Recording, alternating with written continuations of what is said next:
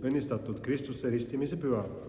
Istun siin Saku Toomase kirikus ühe kirikumööbli kõrval, nimelt ristimisvaagna kõrval. Sellel mööblil on üks sümbol, selle sümboli nimi on Kristuse monogramm. See koosneb esiteks Kristus kreeka keeles tiitlis kaks esimest tähte, hi ja roo, ehk siis Christos. Ja siin on ka A ja O kreeka keelse tähestiku esimene ja viimane täht, mis viitab sellele kirjakohale, mis ütleb Kristuse kohta, et mina olen esimene ja viimne, alfa ja omega, algus ja ots. Kristus on algus ja ots ja sõnum tema kohta, see peab ka minema maailma otsadeni. Selle mõttes sobib hästi, et see on just siin ristimisvaagnal, sest läbi ristimise kogudus võtab uusi inimesi Jumala laste hulka.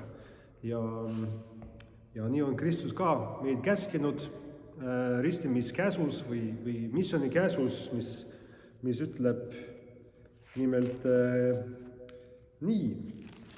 Minule on antud kõik meelevald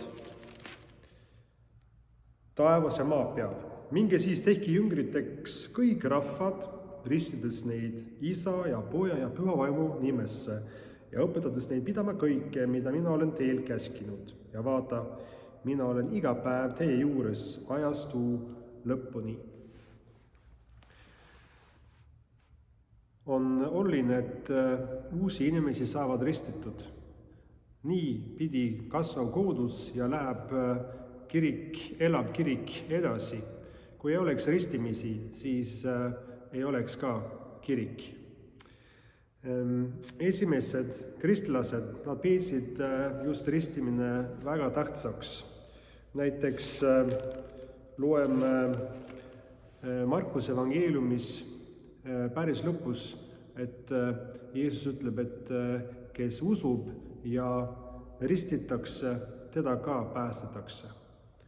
Ristimine ja usk kuuluvad kokku ja meie poolt siin inimeste kiriku poolt on see meile käsk, et niipidi saab ristitud.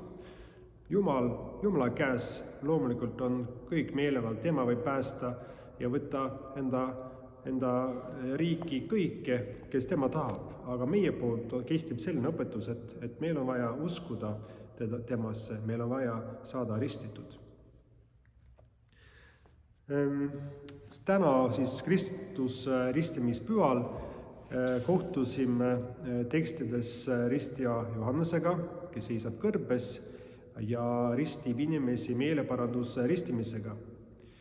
Ja sinna tuleb ka nüüd Jeesus, tema sugulane, ja tema ka tahab ennast ristida lasta. Johannes pelgab, ei taha teda ristida lasta, ta on ju puhas, ta on ju Jumala tall, Jumala poeg, miks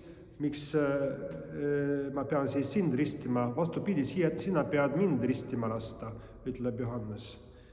Aga Jeesus vastab talle, et niimoodi on vaja teha selleks, et täita kõige õigust.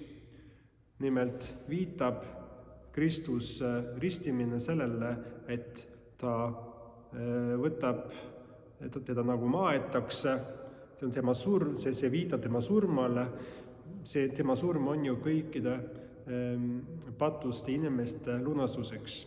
Et see viitab tegelikult juba enne ristilöömist selle, et ta võtab kõik maailma patud enda peale kanda. See tähendab siis ristimine Kristuse jaoks, meie jaoks, aga kes nüüd laseme ennast ristida, tähendab see ühel küljel seda, et me laseme ennast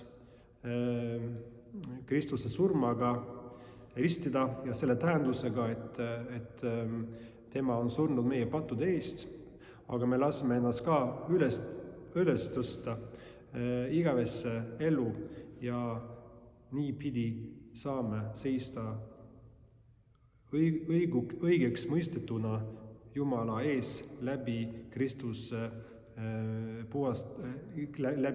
kes on meid puhastanud patust ja andeks andnud.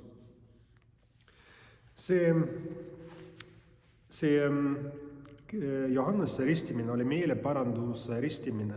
Kristlik ristimine on midagi enamat ja muud, sest meid ristitakse Isa ja Poja ja Püha vaimu nimesse. Isa nimesse, meie looja, me nagu tunnistame ennast kui tema lapsed. Meid tunnistatakse kui tema lapsed. Me ristitakse Kristuse nimesse, kes on meid lunastanud ja meid ristitakse ka Püha vaimu nimesse, kes annab meile elu ja kes varustab meid vaimulike andidega.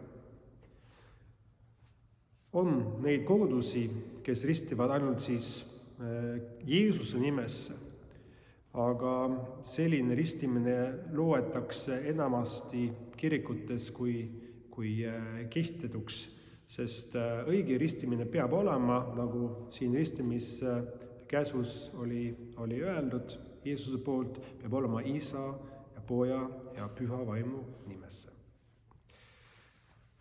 Kas saab ka lapsi ristida? See on olnud viimastel sajanditel selline vaidluspunkt kirikutes. Enamus kirikutes ristitakse siiski lapsed ja me ei tea, et vana kirikus oli see mingi suur küsimus, kas lapsi ristida või mitte. Näeme Apostlite tegude raamatus, et mitu korda ristiti keegi siis kogu perega. Üks näite on Apostlite tegude raamat 16:33. Ja nad rääkisid issanda sõna temale ja kõigile, kes oli tema kojas, ja vangivalvur võttis nad tollel öötunnil enda juurde ja pesi nende haavad ning otsekohe ristiti tema ja kõik ta omaksed. Ehk terve tema pere. Ja niimoodi on ka meie kirikus, et me laseme lapsed ka ristida. Aga millal? Kas saab tulla otse tänavalt ja kirikus ja lase oma last ristida? Tegelikult on ju ka küsimused õpetaja poolt sellega seoses, kui last ristitakse. Ja nende küsimuste hulgas on ka, kas sa oled valmis neid kasvatada kristlikus usus. Kuidas sa seda saad, kui sa ei tunne seda usku?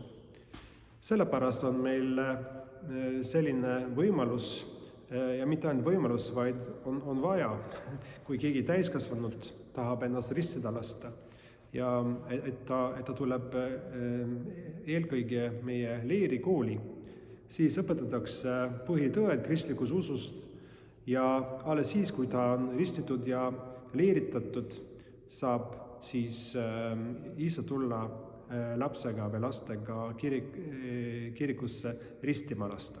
Kirikusse saavad kõik tulla, aga ristimisele saavad ainult need, kes ise, kelle vanemad, vähemalt üks vanem on ristitud ja leeritatud.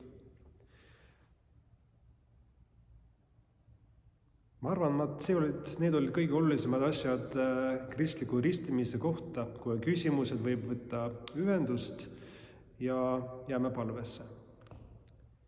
Hea Jumal, me täname sind ristimise eest, me täname sind, et nagu kõik maailma elu vajab vett, siis oled sina andnud sellise vee, mille kaudu meie saame vaimuliku elu, saame igavese elu.